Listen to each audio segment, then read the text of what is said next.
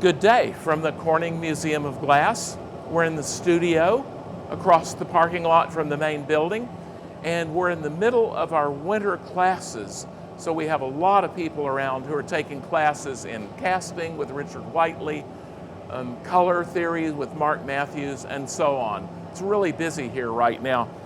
And it's been a busy week for me, particularly because I'm teaching a class in an introduction to the Venetian style of glass blowing. And also at 9 o'clock on Monday morning, my third ebook was released. It's called The Techniques of Roman Glassblowing. And it's free. It's always on the web. It's on the Corning Museum of Glass website. You can also just enter romanglassblowing.cmog.org and that'll magically take you there. It's the third of my ebooks, and there are words, a lot of good photographs of museum objects from various collections, and above all, videos.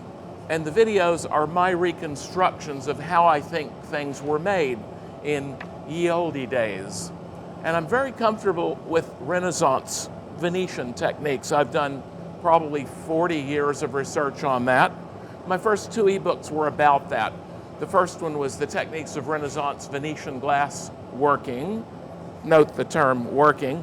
And the second one was about the story of those Venetian glassblowers who escaped Murano, set up shop all over Europe, and established Venetian-style glassblowing.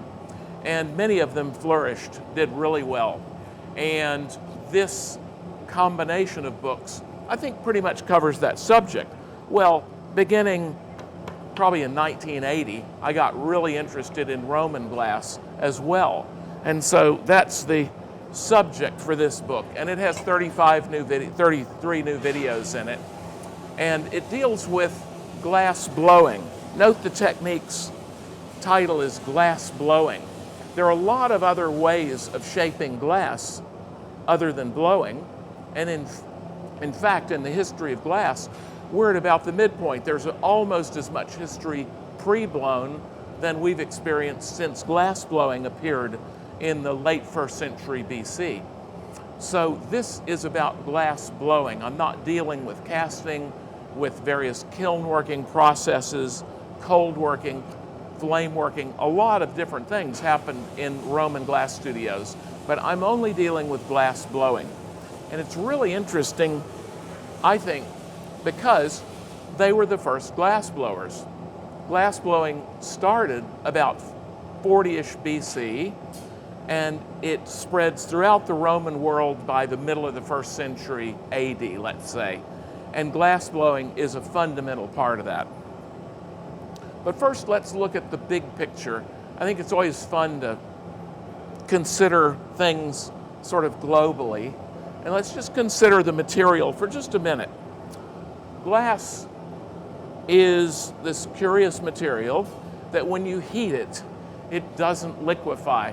For a practical glass person, I always think it's a bad idea to talk about the melting point. That's really gives a misconception. Metals melt. Here's a lead tin alloy solder. When you heat it, it suddenly goes from a solid to a liquid. Boom. Phase change, solid to a liquid.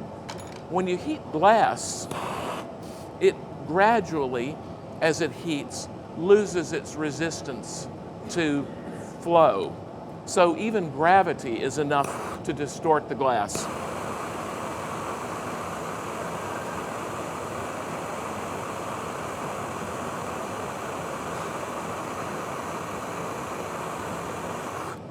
So there's gravity distorting it.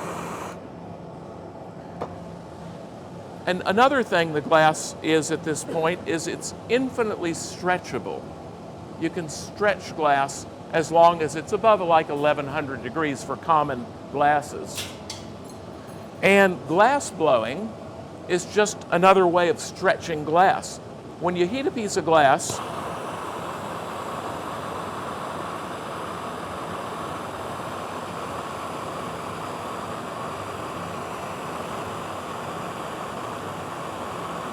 The edge is getting hot first. Surface tension is causing the edge to try to occupy less volume, and it closes the tube.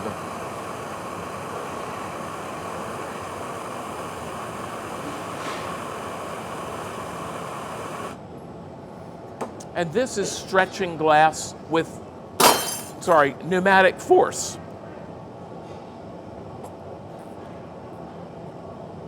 So that's just exactly like taking a pair of tweezers and pulling on the glass.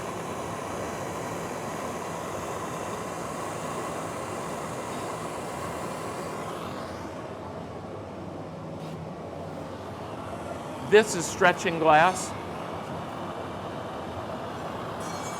That's stretching glass. And those are the basic characteristics that make glass blowing possible. There's one other, and that is that glass is a very poor conductor of heat. It's essential that the glass be a poor conductor of heat. If it were an efficient conductor of heat like metal, it would lose its shape as it blew out thinner. Anyway, that's just a little bit about the basics of glass. And by the way, there are two kinds of glass on the planet. There's glass like obsidian, and there is glass that humans make, people make. This is old Steuben glass, very, very high quality crystal. And just as there are two kinds of glass, there are two basic categories of shaping a piece of glass, natural or made by people. One is cold working, and you can chip the glass to create shape. You can grind it. This is sandstone. You can sort of whittle it just like you would wood. Nowadays we use diamond pads. But if you do that long enough, you wear the glass away, and that's cold working. And there are basically two ways I think that the Romans did hot working. They did kiln working, and those kind of processes took place at relatively low temperatures, like Fahrenheit 1200, 1300, 1400. And there was glass blowing, and those processes took place at higher temperatures. And so we're going to look at glass blowing. The thing is, of course, you can handle glass just like, you can treat glass just like bronze or iron.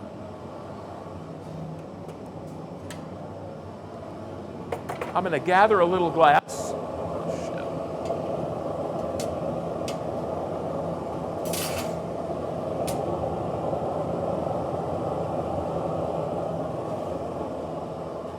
And I'm going to dribble it into this open-faced mold.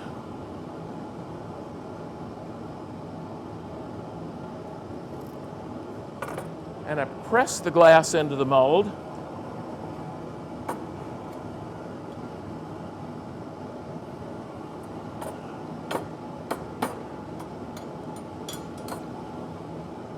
And this was probably the first hot working technique. It's open-faced mold pressing. The many, many surviving little goddess Astarte glass figurines were made this way. So you can treat glass like a metal and cast it or press it, but glass blowing is probably the technique, the process that exploits the natural tendencies, the natural qualities of glass best. Let's see. Marco, could I ask you to soften that and try to make it a little prettier shape? Thanks. Anyway, glass blowing. There are two categories of glass blowing. I'm saying there are two categories of a lot of different things, right? Natural glass, glass made by people, hot working, cold working. Well, in terms of glass blowing, there are two categories. There's free blowing for making things like this, and these are processes whereby the glass blower uses the simplest tools, gravity, centripetal force to make something. And the most common thing that survives from the Roman world are long neck bottles made by glass blowing. So let me show you how one of those is made.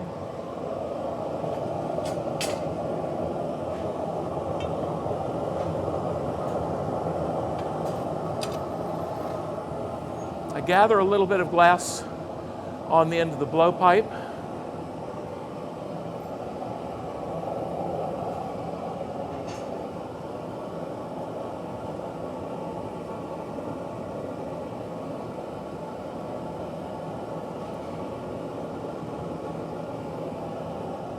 I marver it so that it's cylindrical in shape.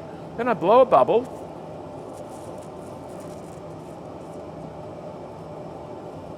Elongate the bubble. And the bubble is now forming a tube. It's thin-walled. The tube cools quickly. The thick glass on the bottom stays hot and soft. And now I blow.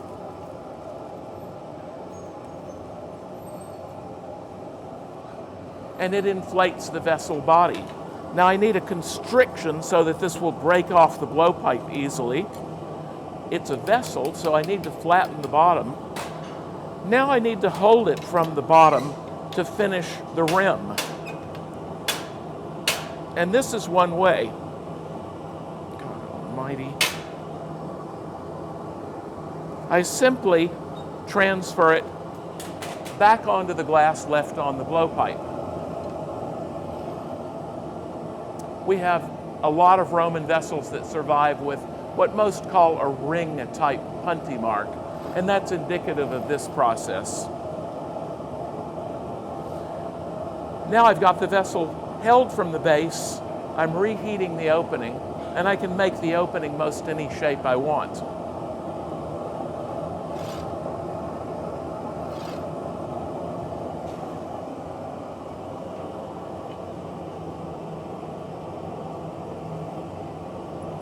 And this, by the way, is called a furnace-finished rim.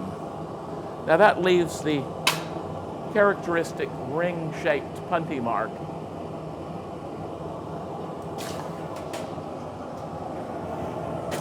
A couple of other ways to hold vessels from the bottom.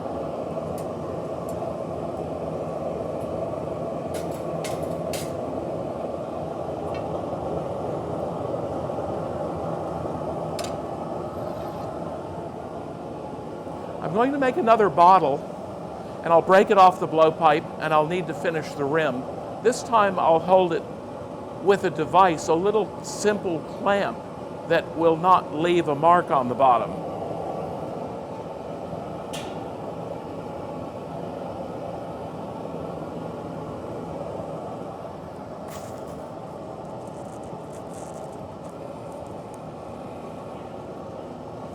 There's the bubble. I'll elongate that to form a tube. If it gets too long too soon, I just rub it on the floor.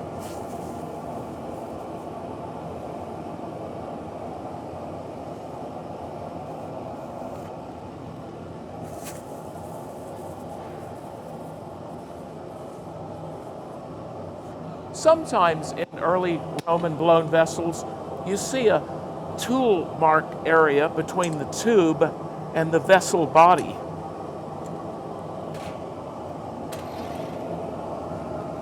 And that comes from the use of the jacks.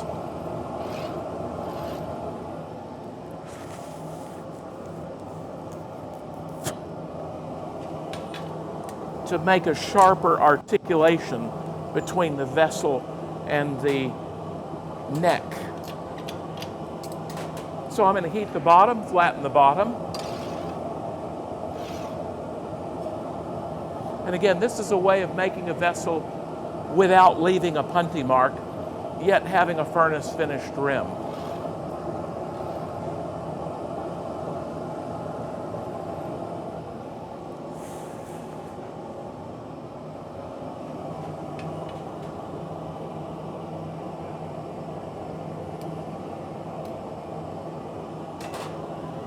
Now again, I have the problem, I have to hold the thing from the bottom to reheat the edge and finish it. So, this is an alternative technique. This is a modern clamp that is used typically by flame workers.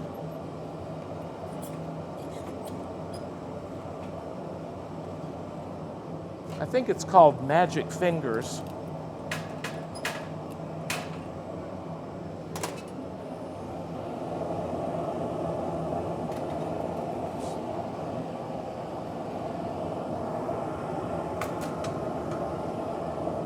hot fingers. That's what it is. Magic fingers is the mattress that vibrates or something in old hotel rooms. So occasionally I have to flash this to keep the clamp hot and the vessel hot. Romans loved, from the very beginning of glassblowing, loved folding the glass. First thing is the folded edge, the double thickness folded rim or folded edge. So I just used a conical tool to push the rim upward and inward. And this produces what English people call an inverted rim or a folded rim.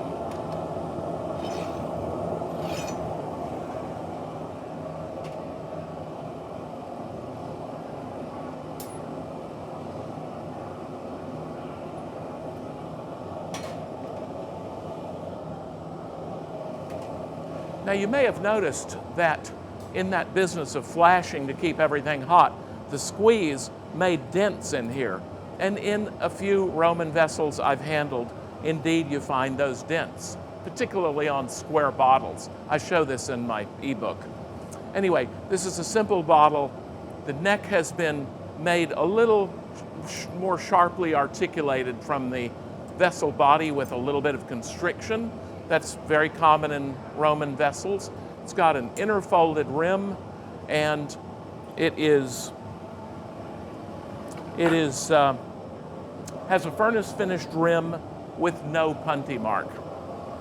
It sounds like a lot of sort of not so important details, but when one's trying to determine whether something is really Roman or whether it's a fake, it's very useful to know all of these characteristics. So, no punty mark. It's been held with a clamp. Okay? So that's free blowing. Mold blowing, we think, starts around, and to be thorough, full-size mold blowing. It's the best term for that. We think it starts in the first decades of the 1st century AD. This is a beautiful terracotta blow mold made by a good friend in England, David Hill, who with his partner Mark Taylor, the Georgian glassmakers they call themselves now, know more about mold blowing of Roman period glass than anybody has since Rome, I'm sure. This is a mold made by David. It's terracotta. It's lined with soot so that the glass is less likely to stick to it. And I'm going to ask one of my students, Jose, to come up and hold this, and I'm going to lower, you can go in there, and I'm going to ask Jose to hold this, and I'm going to lower a bubble into it. And again, this is 1st century, sometime in the first decades of the 1st century, the famous Ennion used this very technology. So I'm going to gather a little glass, blow a little bubble, and lower that into the mold.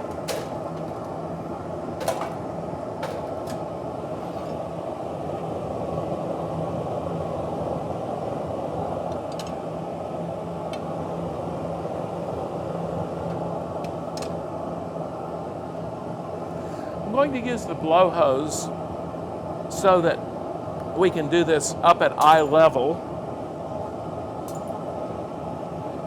I gather the glass, marver it,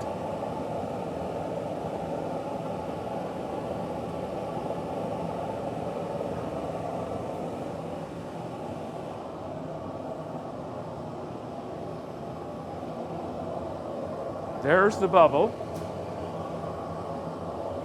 Now I'm going to let this elongate a bit.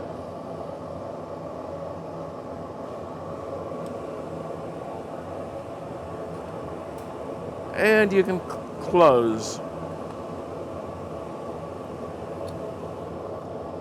And release. Open. Thank you, sir. And there's the final geometry, the final shape of the object, and the decoration. And that took, what, 45 seconds to make? Now at this point, you can have a seat, sir. Thank you. At this point, I could break this off the blowpipe, hold it from the bottom, do a furnace finished rim, just like you've seen twice. Or I could use some different technology to create a rim, and that's called a cracked off rim. And this occurs just about when this appears in Roman glassblowing. The cracked off rim is certainly present by about 10, 20, 30 AD. So I'm going to show you that. It's very different. The object is cooled, it's annealed.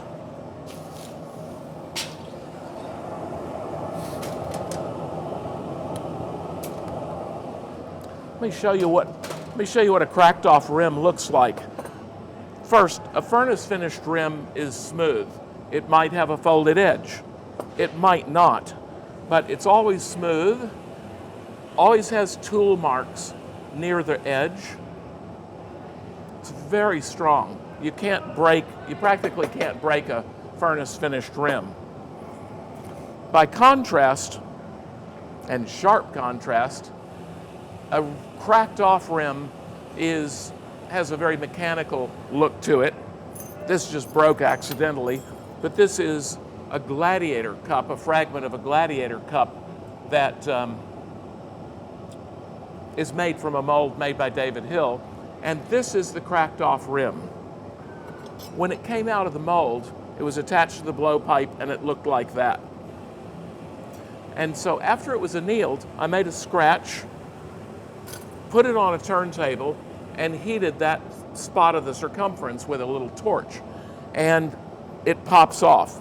The expansion of the glass at the surface propagates a crack started at the scratch, and it goes around, usually pretty much all the way around. Here's another example. So this is something probably from the 1st century. This is something from 300 or 400 years later. This is a very interesting, pretty recent acquisition of the museums, the Corning museums, and it's got a cracked off rim too. So cracking off, once it appears, is used pretty much uninterruptedly. So with the cracked off rim, it looks like this. This is the finished object. And by the way, typically cracking off doesn't go always back to the spot where it started, and it typically has a little step down right there. And this edge is extremely sharp, and it has to be smoothed immediately. So that's a cracked off rim. Now, furnace opening a rim requires the glassblower's maximum skill. That's probably the hardest thing in the process. Cracking off requires essentially no skill. It requires a couple of specialized tools.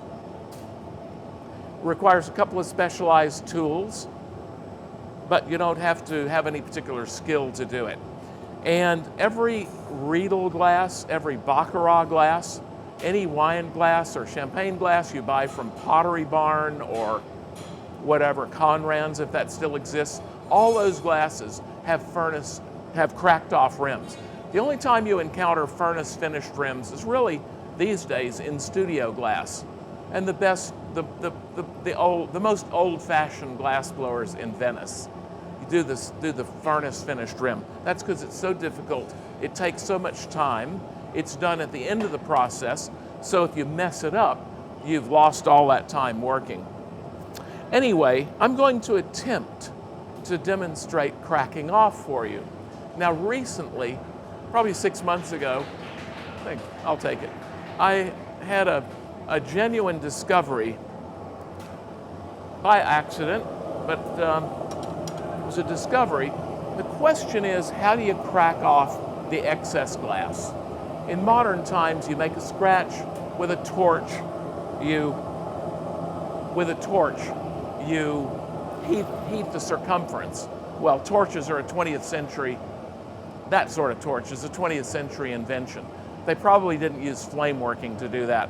So I came up with this hot conical cone, and this is a typical object with a rim that needs to be, with an upper part that needs to be cracked off. Here's another one. And I found purely by accident this process. So let me try to demonstrate it. The problem with cracking off, especially when you're showing someone the process, it knows you want it to work. So what's going to happen with this is I'm going to scratch this thing in this hot cone, and the combination of scratching and delivering the heat right where the scratch is may make a beautiful cracked off rim. That's too big. That's a little bit too big, too small. Get that hotter.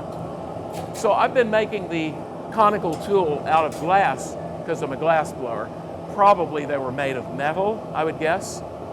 And I'll show you a couple of other reasons after I do this, if it works. If it doesn't work, we'll move on quickly. But if it works, I want to point out a couple of things to you.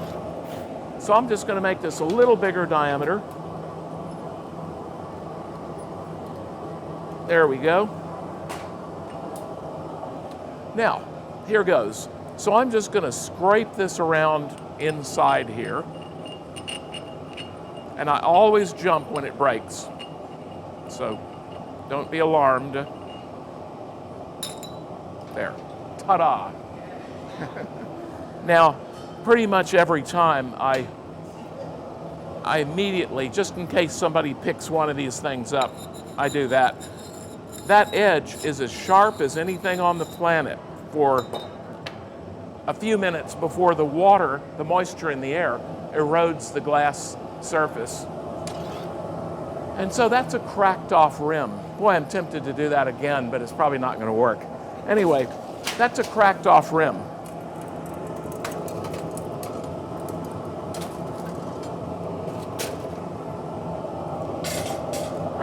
Are there any questions about that?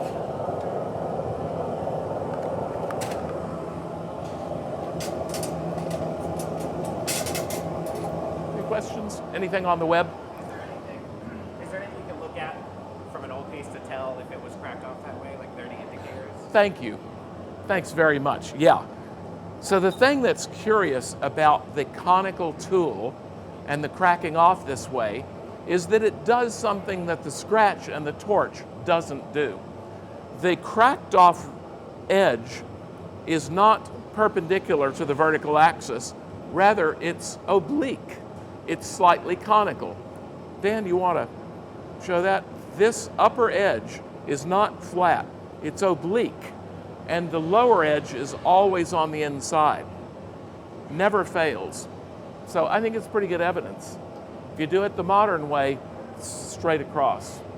So I have to confess I'm madly in love with the hot conical tool, because I think that's really, I think a major realization of a Roman technique. Obviously, none of this stuff was written down. If it was handed down, it's 2,000 years later. So I reverse engineer. I look at things carefully and do things that reproduce what I see in the original objects. Okay, is that okay? Okay, so that's a cracked off rim. So just to summarize, we got free blowing and full-size mold blowing. We've got furnace finished rims and cracked off rims. Now, one of the fundamental problems in glass blowing that the first glass blowers had to solve was this. How do you get the hardened hot glass off the blowpipe? Let me just show you what I mean. Plenty of people could have done this. You know, people were making glass for literally 1,000 years before glass blowing comes around, more than 1,000 years, and somebody could have taken a hollow tool with some glass on the end and blown in the other.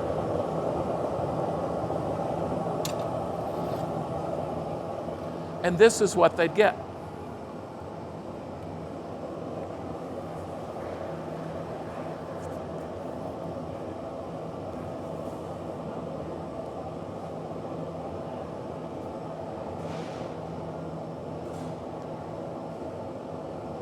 This is all well and good, but how are you going to use this?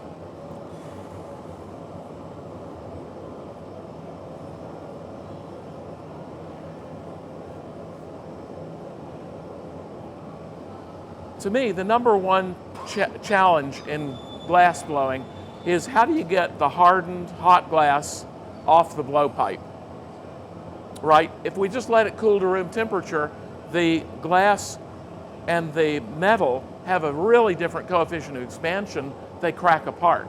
So if you just let it cool, they'll crack apart. You have to somehow get it off the blowpipe. And I think this was, the first thing that made glass blowing practical and possible was solving that problem. And I think they did it by consistently forming a tube between the blowpipe and the vessel body. Think of the long neck bottle. Narrow glass tubing breaks pretty easily and pretty cleanly. So if you can create a tube of glass between the thing you're making and the blowpipe, it'll break pretty easily. Now, I made two Roman bottles, and you saw that. Some objects that survive, this is an example, this is a vestige of the tubular neck. This has no vestige of it. What about something like a bowl like this? It has a typical Roman foot and a folded edge. Why do I think that there might have been a tube between the bubble and the blowpipe? It's because to get a big folded rim like this, you have to have a lot of material, and it's best if it's in the form of a tube. So I'm going to show you one of those bowls, and I'm going to do it with a pretty big amount of glass. I'm going to gather from the main furnace, the 1,000-pound furnace.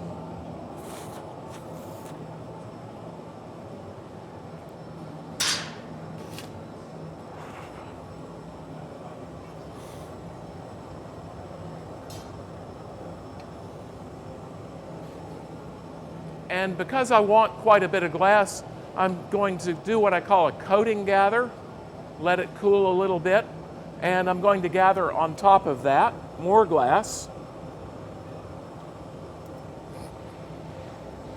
And that is a quick way of getting a lot of glass on the end of the blowpipe.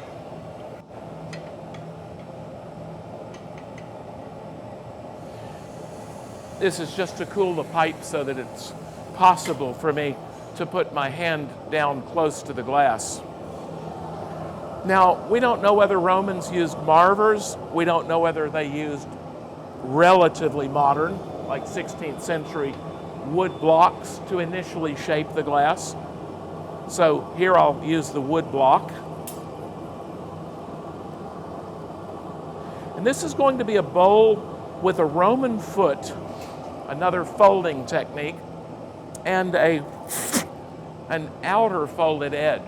That Roman bottle had an inner folded edge, and this will be a gigantic outer folded edge.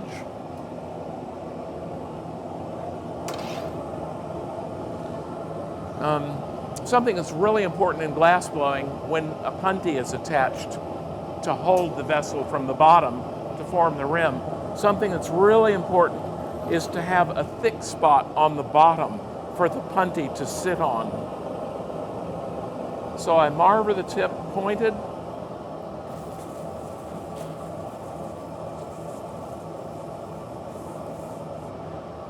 Marver again.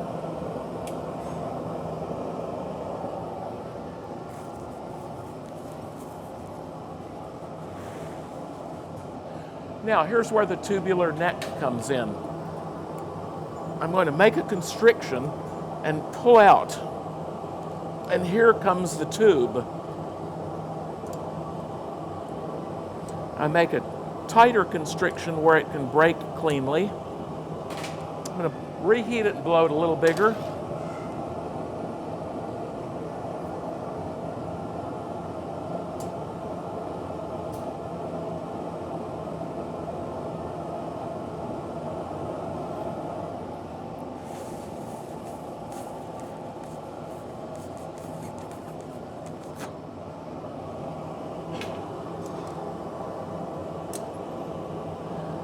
And now the Roman foot.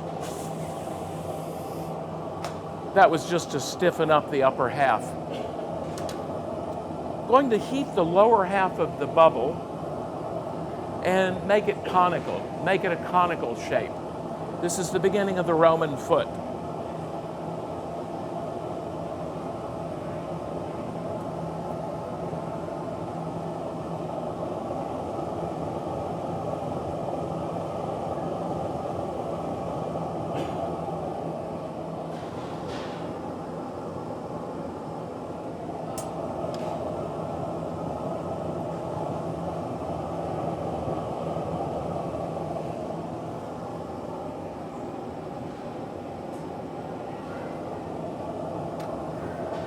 And again, I'm going to use the blow hose here in place of an assistant blowing and sucking in when I ask for help.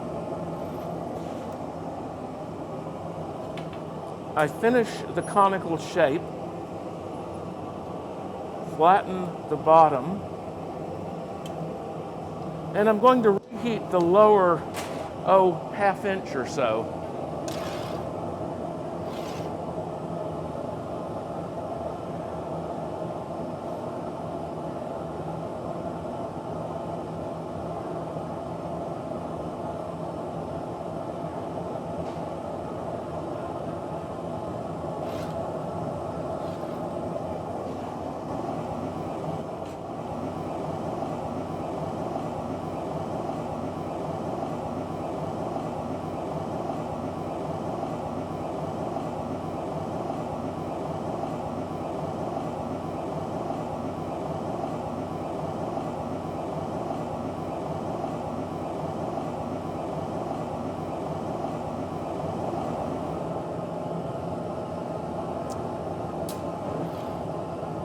If I want a cylindrical shaped foot, I just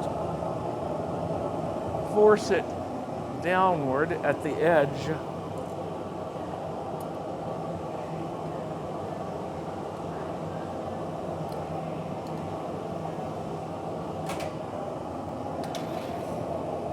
Now I'm going to reheat the entire bubble and reshape it. This is going to be a low bowl.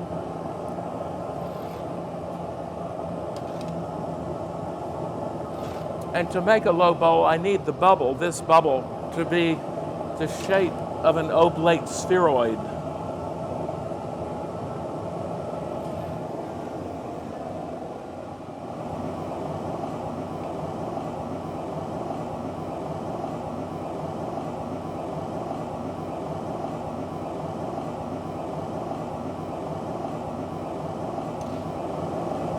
Punty goes in.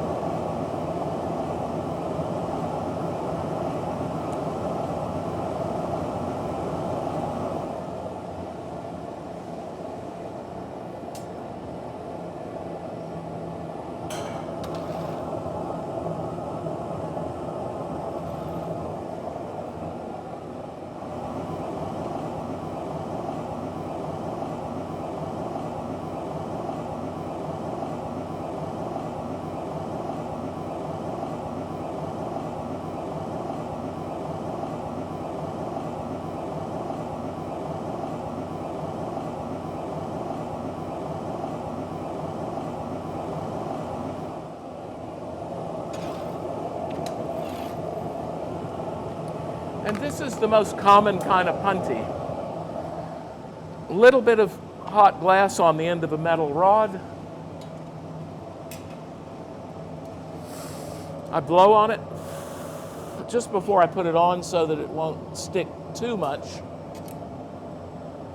At the constriction, I chill the narrowest part and it breaks free of the blowpipe. Next step is the outer fold, this big outer fold.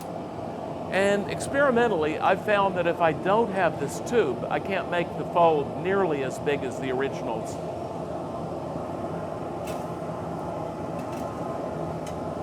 So this is my evidence for the presence of the tube.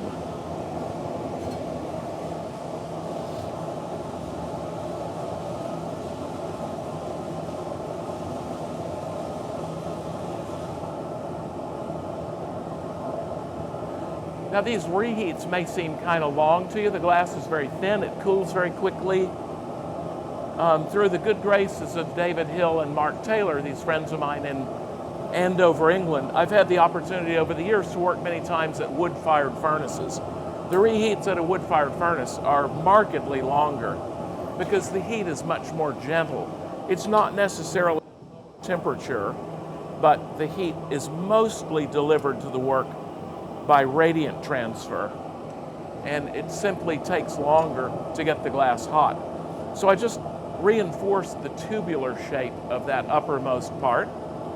And what I'm going to do is go in with the jacks and lift and rotate the angle so that the rim moves outward, gets bigger, and eventually I'll push the rim against the shoulder of the vessel.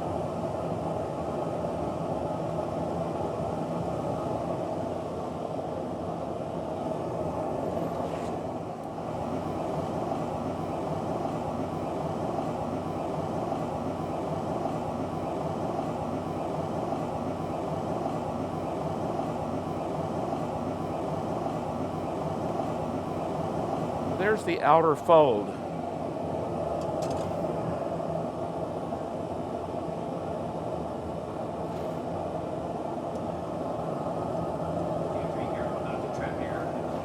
A fold's always trap air. It is just making sure before I open it. Yeah, Roman feet always have a trap of air around them, and folded edges always have a trap of air. Maybe 0.5% don't.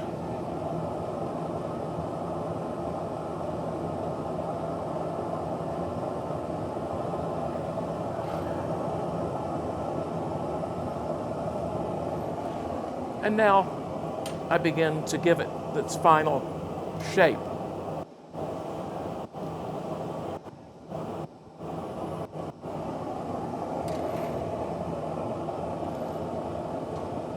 This is wax that lubricates the jacks against the glass.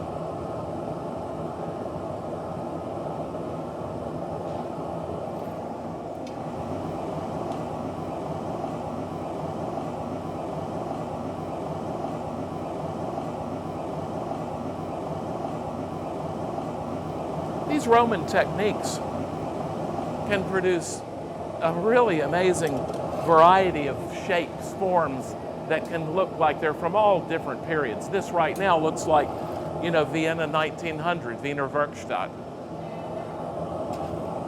But the bowl I'm imitating in the collection at the museum is slightly conical and has a slightly flared edge. So I'm going to do that.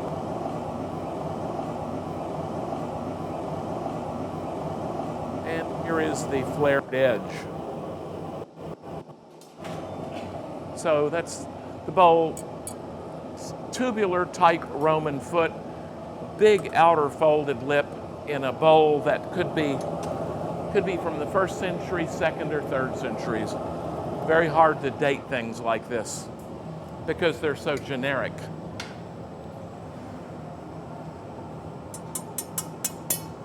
And that goes into the annealing oven and leaves the characteristic scar on the bottom called the punty mark, or pontal mark, punty pontal, same thing. Are there any questions so far? So Teresa on the live stream wants to know what other remaining mysteries there are in Roman-period glassblowing. What remaining what? Oh, mysteries. Oh yeah, the question is remaining mysteries. What is yet to be solved in these Roman glass blowing techniques? There are quite a few things. There is a lot of work to be done. In my book, in the ebook, I show a technique called snake thread. And snake thread is a very fine decoration that's applied on all sorts of vessels. And I worked on it for years and years with no success. And about a year ago, I started rethinking it, and I had some pretty good success. And I show you that in the ebook. And I'm happy with that. It requires an assistant. It is done at the furnace. I will say that there are two types of snake thread decoration. The dribbly type is what I show in the book. There's another type which is much finer, and I believe that those elements were made by flame working, and then they were preheated and laid on the surface of the vessel, probably when it was not fully blown out.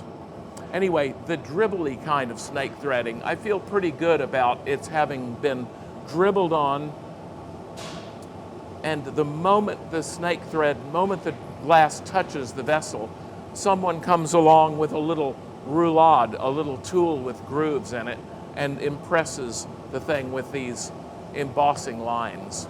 So in that case, it requires two assistants.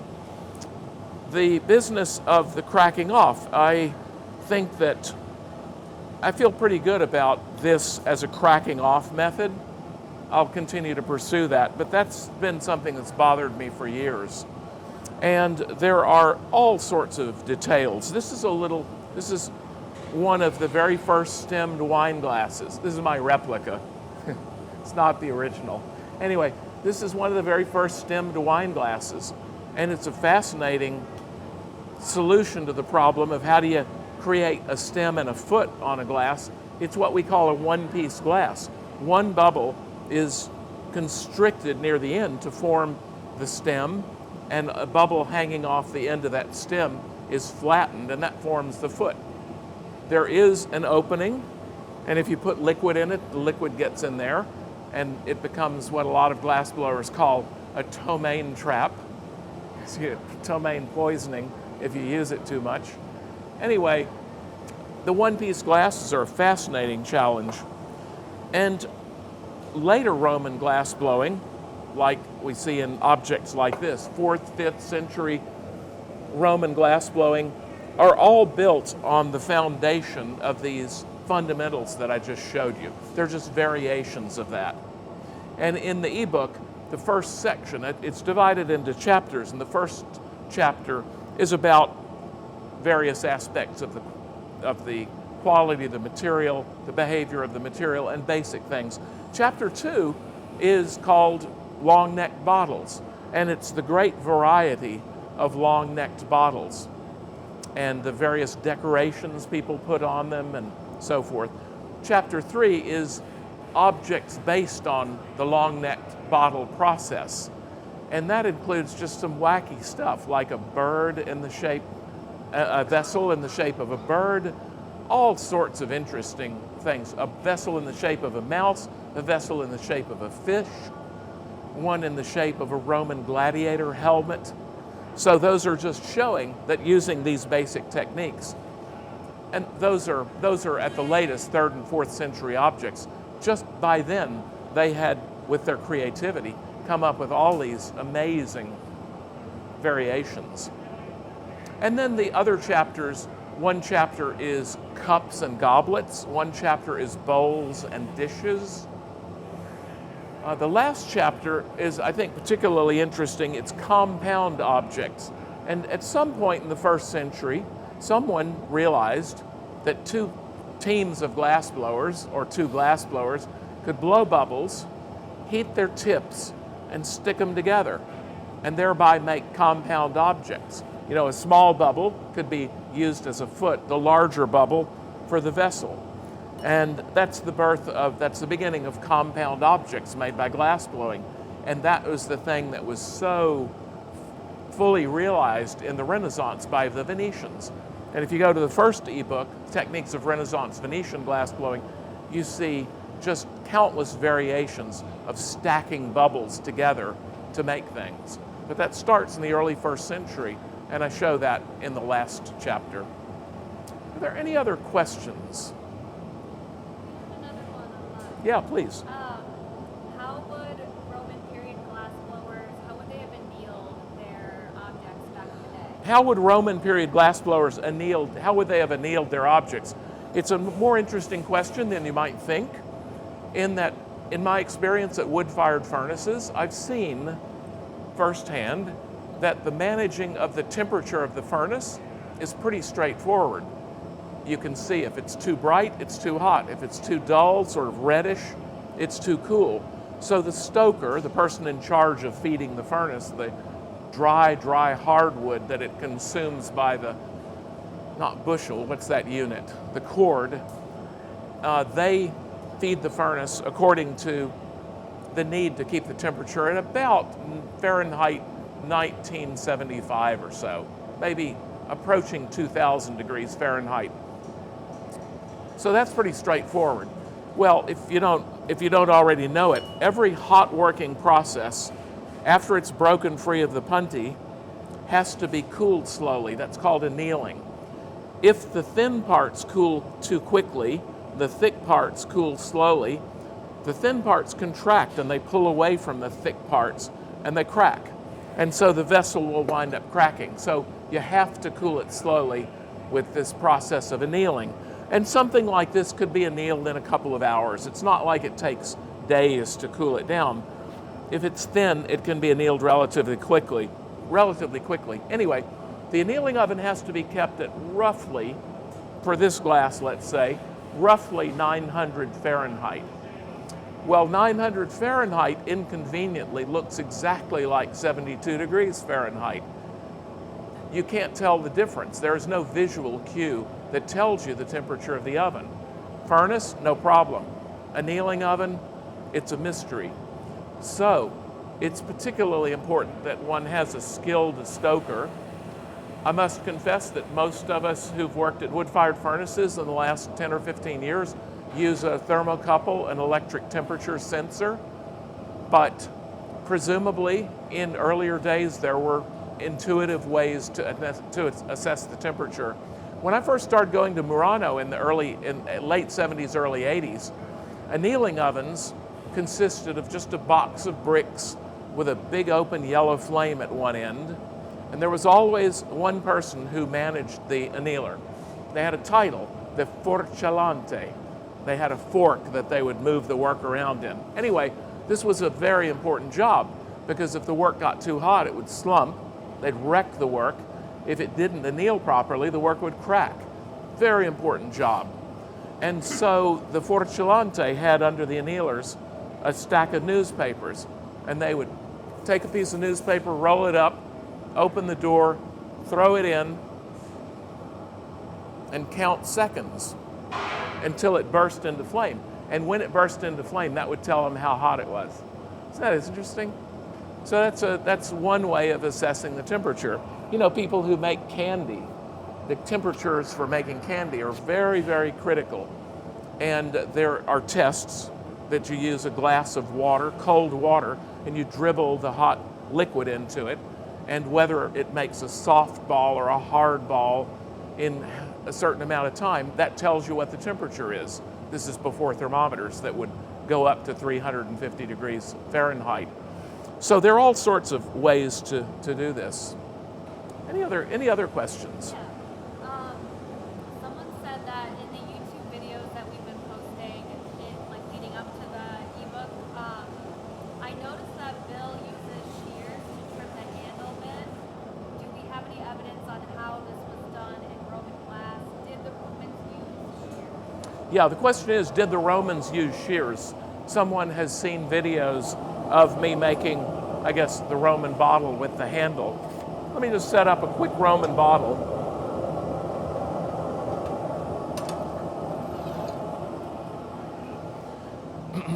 These bottles survive by the thousands in private and public collections.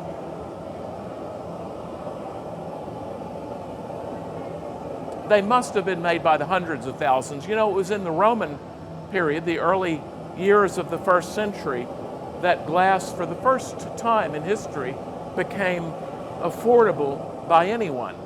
Prior to that, glass was a luxury material. So things like these bottles must have been made by the hundreds of thousands.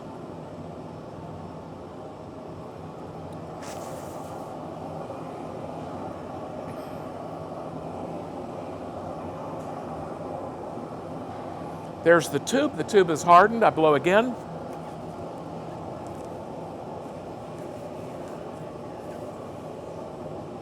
There's the vessel body. I'll make a tighter constriction near the blowpipe.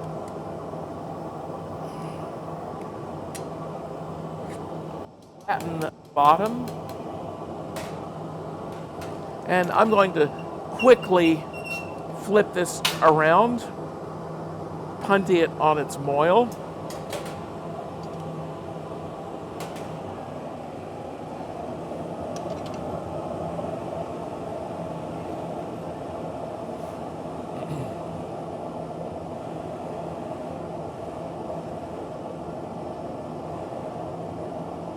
This, by the way, is the only obligatory, unavoidable reheat in glass blowing. After the vessel's been transferred to the blowpipe, to the punty, you have to reheat the opening.